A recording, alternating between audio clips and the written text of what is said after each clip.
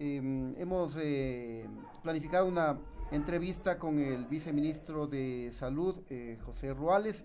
Tuvimos un pequeño inconveniente respecto al link de Zoom, que por temas técnicos se debió haber cambiado, así que en ese sentido estamos corrigiendo ya ese tema. Fíjate Me tú, informan que ya. responsabilidad Sí, nuestra entonces, el ya. mea culpa. Tenemos ahora sí ya el contacto. Muy bien.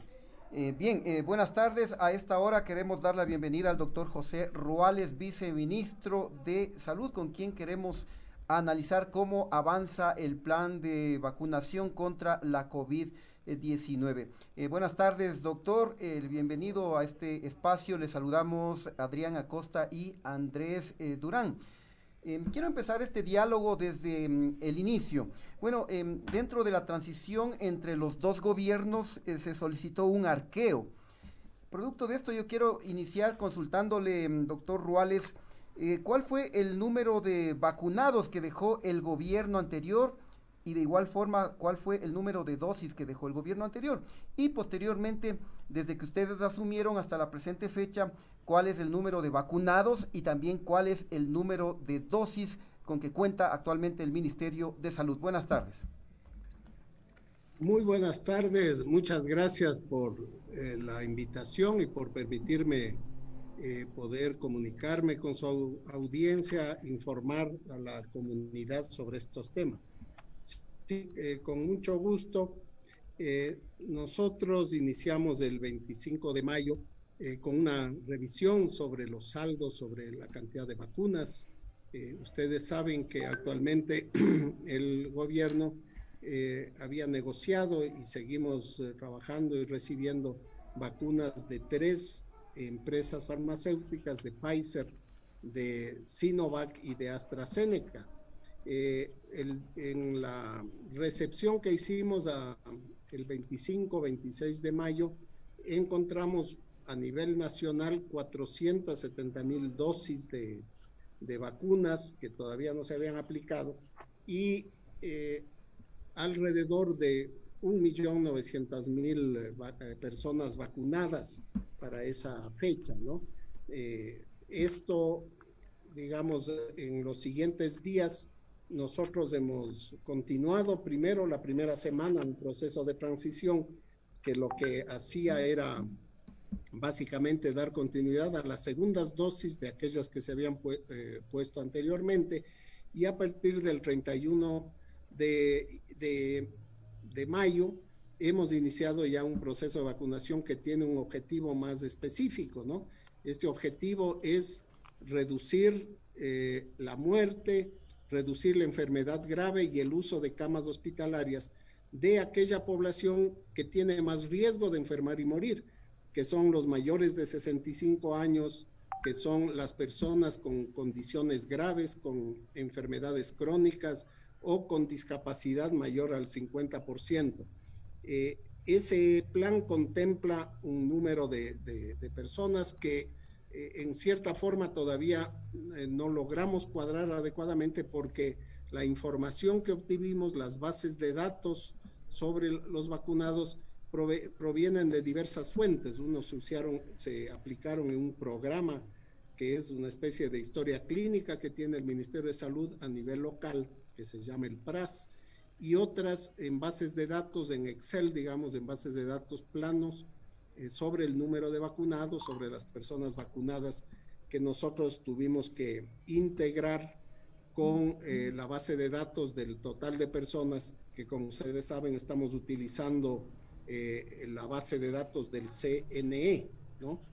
A partir de ahí, de esas 450,000 dosis recibidas en el anterior gobierno, nosotros hemos recibido como nuevo gobierno hasta el pasado viernes 1.182.000 dosis, ¿no? Y esperamos tener en total 2.100.000 hasta finales de mes. El día domingo recibimos 200,000 de AstraZeneca. El día de hoy estamos recibiendo 108,000 de Pfizer.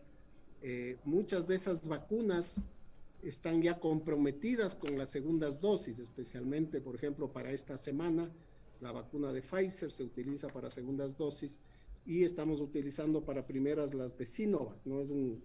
Es una coordinación, una planificación algo complicada por tener 3 tipos de vacunas y por tener personas con diverso intervalo, ¿no? Desde la fecha del 25 de mayo hasta el pasado 4 de junio teníamos 511,000 dosis y hemos estado aplicando durante los últimos 4 días alrededor de 200,000 dosis adicionales, ¿no? Más o menos es lo que estamos avanzando. Durante la primera semana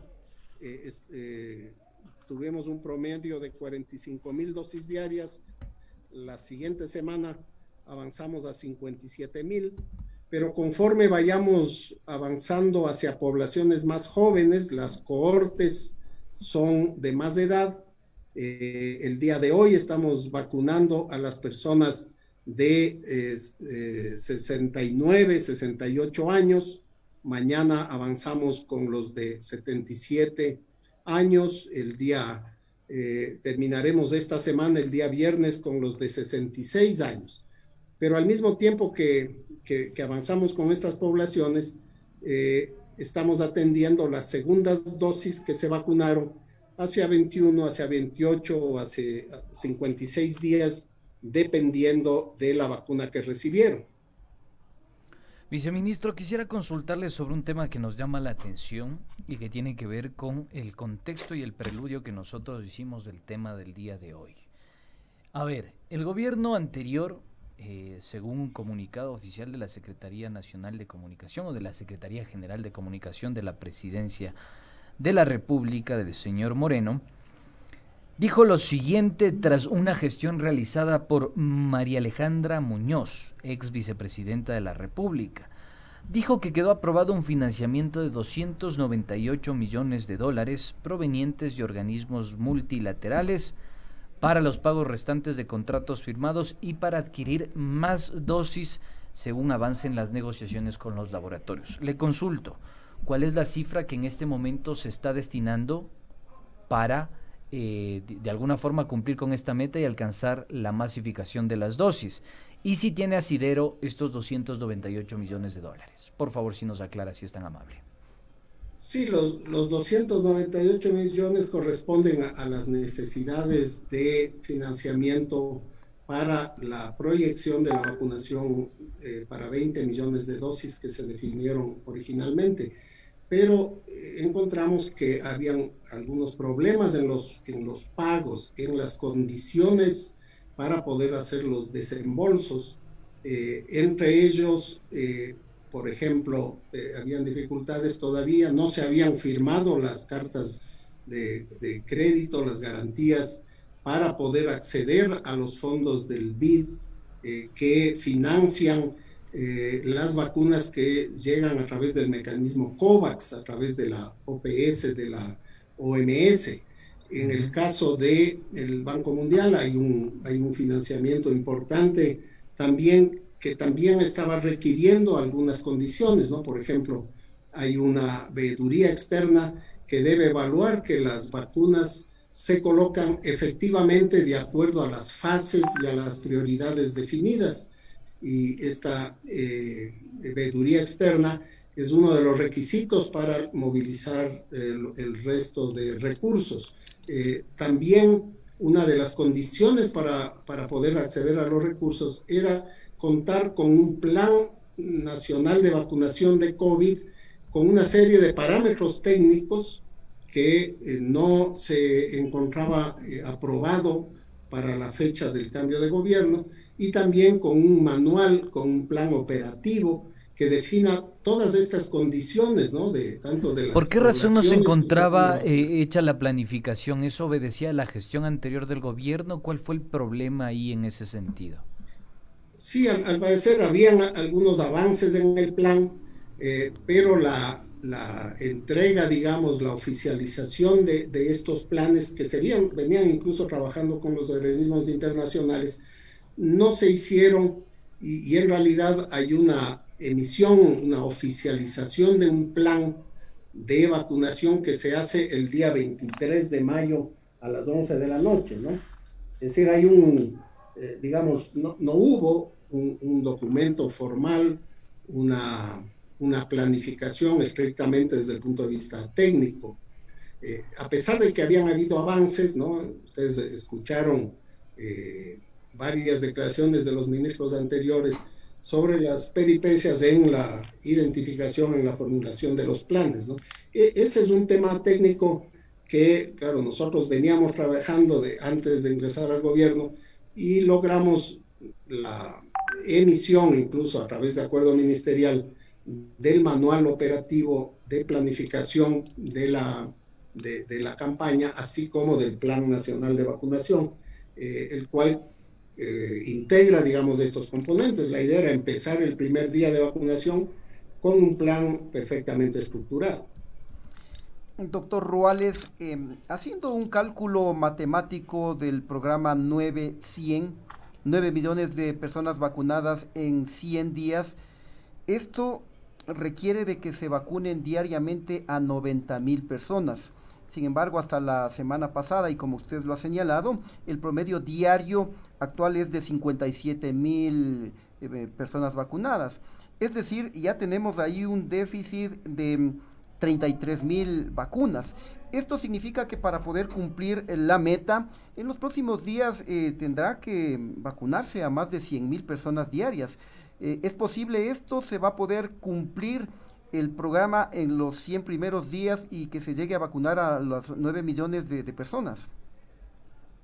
Sí, ustedes deben comprender que la planificación de la vacunación va a tener incrementos, va a ser gradual el incremento del número de dosis, ¿no? Como yo les comentaba, estamos en este momento vacunando una población especial que es además difícil de acceder, especialmente los mayores de 70 años, por ejemplo, por problemas de movilidad, por una serie de elementos. Y no queríamos aglomerar, necesitábamos también cierto nivel de descanso, digamos, de los equipos del Ministerio de Salud que habían estado trabajando cerca de 2 meses, de lunes a domingo, en jornadas extenuantes, y tenemos que pensar que la vacunación se va a extender en los 100 primeros días hasta mediados de septiembre, pero que tenemos que seguir trabajando hasta finales de año por lo menos, porque la meta de los 9 millones es para cubrir a un 70-71% de la población.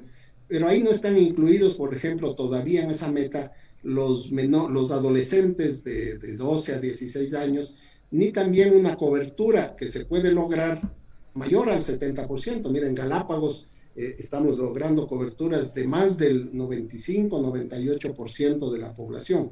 ¿Cuál es la idea? Entonces, en esta semana estamos completando estas poblaciones, estamos aprendiendo también, estamos desarrollando la capacidad, reubicando, ajustando nuestros centros de vacunación permanentes, terminando la coordinación con los otros actores que están participando, los GADS, las Fuerzas Armadas, la policía, el propio CNE, etcétera.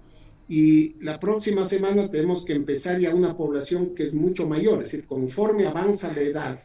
Ahora tenemos cohortes, es decir, grupos de edad en que cada año lo que falta por vacunar los menores de 65 años pueden ser 50,000 personas. Pero cuando vamos ya a los 60 años ya pueden ser 120,000 personas, ¿no?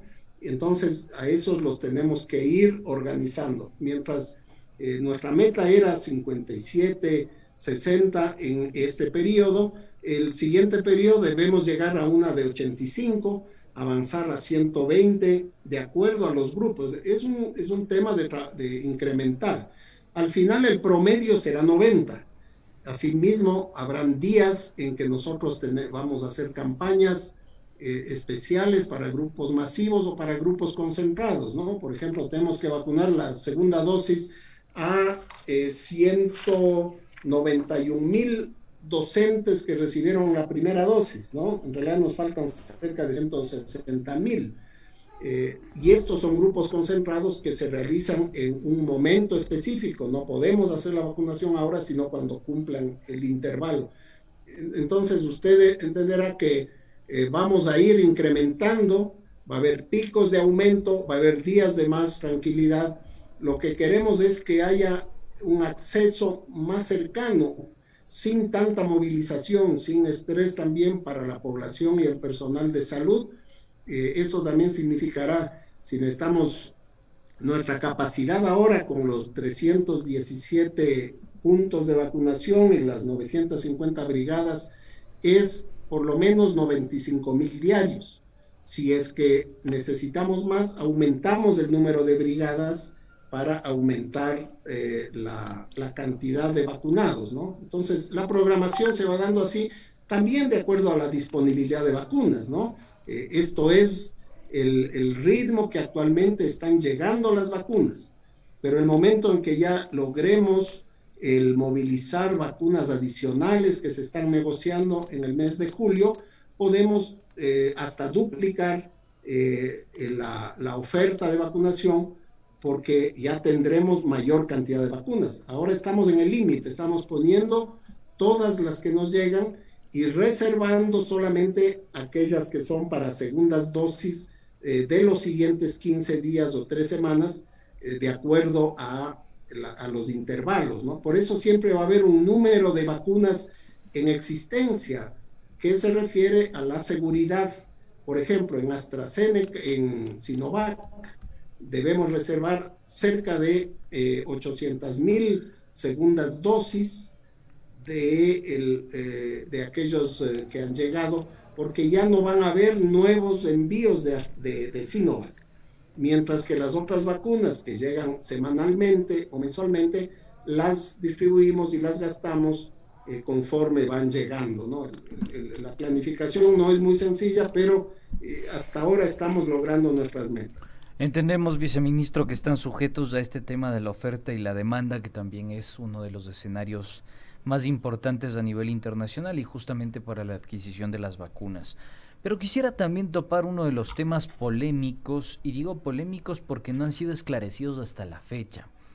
Una de las mayores críticas o cuestionamientos al gobierno anterior fue justamente la falta de data y de número en relación, por ejemplo, a las muertes provocadas por la sindemia. Yo creo que es una sindemia, no una pandemia en sí. Las cifras extraoficiales advierten que 53,000 ecuatorianos han perdido la vida. Incluso este dato fue revelado por el propio proyecto de ley orgánica para la gestión de la emergencia sanitaria enviada por el expresidente Moreno el 22 de abril de 2021 a la Asamblea. Le consulto, viceministro, ¿ustedes han tenido la posibilidad de palpar las cifras, los datos son reales? ¿Hay un subregistro que han denunciado los propios galenos? ¿Qué clase de asidero tiene estos elementos que parecerían ser de convicción en el contexto de la pandemia? Sí, en efecto, el manejo de la información, en eso yo creo que todos quienes trabajamos en el sector salud a nivel académico o en diversas instituciones, estamos convencidos de que no hubo un manejo abierto, un manejo transparente de la información. Y nosotros hemos entrado muy directamente, con mucha fuerza, para volver a analizar la información existente, tratar de consolidarla de manera adecuada. Estamos, el día de ayer, hemos hecho nuestra primera presentación, fue el primer COE nacional regular, digamos, y hemos hecho la presentación del diagnóstico de todo el proceso, de toda la tendencia desde el inicio de la pandemia. Pero estamos tratando de, primero, enfocarnos en tener mejor información, ¿no? Lamentablemente, la información de los casos comprobados se basan en el número de pruebas realizadas, de pruebas de PCR. Por lo tanto, al haber muy pocas pruebas, el número de diagnósticos que pueden salir de ese margen, es decir, que van a registrarse como otras enfermedades y no como COVID es alta. Por eso también hay un incremento, hay una diferencia entre la mortalidad esperada y la mortalidad real, ¿no? Hay un exceso de mortalidad que ustedes han escuchado. Es decir, que la mortalidad sí podría estar ascendiendo a las 53,000 víctimas hasta abril del presente año, más o menos aproximado. Claro, y eso no tenemos una información. Incluso estamos iniciando la próxima semana, en conjunto con la Secretaría de Gestión de Riesgos, un estudio nacional de cero prevalencia, ¿no? Vamos a hacer un muestreo por cantón para conocer en realidad cuántas personas se enfermaron, cuántas personas tienen inmunidad, ya sea porque se enfermaron o porque se vacunaron, porque no tenemos la información real, ¿no? El número de fallecidos con diagnóstico de COVID es menor al real.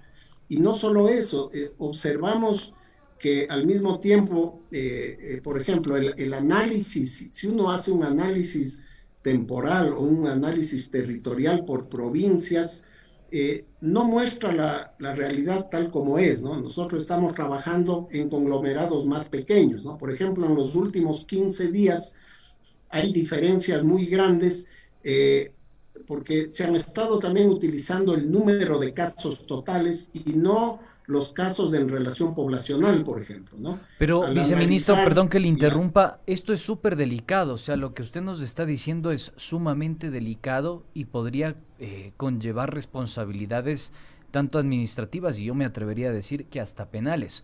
¿Ustedes han considerado la posibilidad de, no sé, trasladar esta papa caliente, por así decirlo, al legislativo? Bueno, para que se encargue de la fiscalización. Sí, nosotros estamos tratando primero de cuadrar esa información, de sincerar los datos, de generar información que sirva para tomar decisiones, por ejemplo, en términos de las regulaciones, de las medidas colectivas, del confinamiento, etcétera, pero de una manera más precisa, ¿no? Y al hacer esto encontramos que no se había procesado o no había transparencia en esta información. Estamos tratando de hacerlo, de tener otro estilo, de permitir que la información sea accesible a los investigadores, a los académicos, a la población en general, y que las decisiones que se toman, por ejemplo en el COE, por ejemplo en el uso de los recursos que nosotros tenemos, dónde destinar las pruebas, las pocas pruebas que tenemos en este momento, o dónde asignar más personal, se haga de una manera más técnica, ¿no? Es decir, utilizando estos criterios.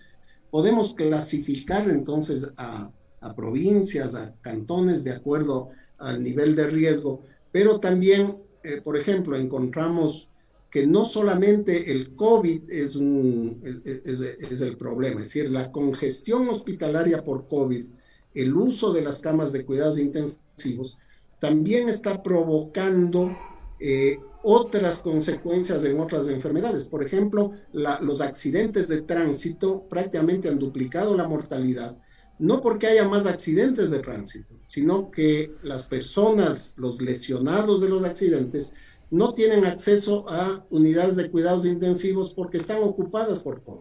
Una vez solucionada la data al interno del Ministerio de Salud, ¿ustedes procederán a hacer las denuncias respectivas o cómo quedará este proceso de fiscalización en función de las aseveraciones que nos acabó de dar, que son bastante develadoras? Sí, nosotros mostraremos eso. Ya hemos tenido una primera reunión en la Comisión de Derecho a la Salud de la Asamblea. Ellos nos han pedido información, les hemos entregado toda la información necesaria, pero en el caso de la respuesta a la pandemia estamos enfocados en atender la enfermedad, en atender el proceso de vacunación y otros temas. Es decir, el problema no se soluciona solo con vacunación, debemos trabajar en pruebas, en vigilancia comunitaria, en redes de laboratorio.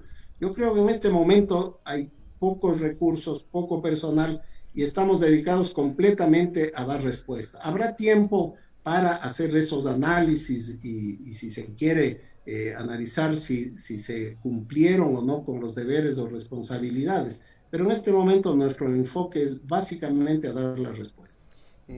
Muy preocupante, doctor, esta posible falta de transparencia en cuanto a las cifras reales de víctimas por COVID-19. Justamente en el gobierno anterior lo que faltó es transparencia. Finalmente quiero consultarle justamente sobre la transparencia. También en el gobierno pasado se ocultó la denominada lista VIP de vacunados. Ustedes como autoridades van a exigir que se revelen estas listas, porque sería muy saludable para este gobierno dar esa imagen justamente de transparencia, porque las listas de la lista VIP que se ha señalado nunca se hizo pública.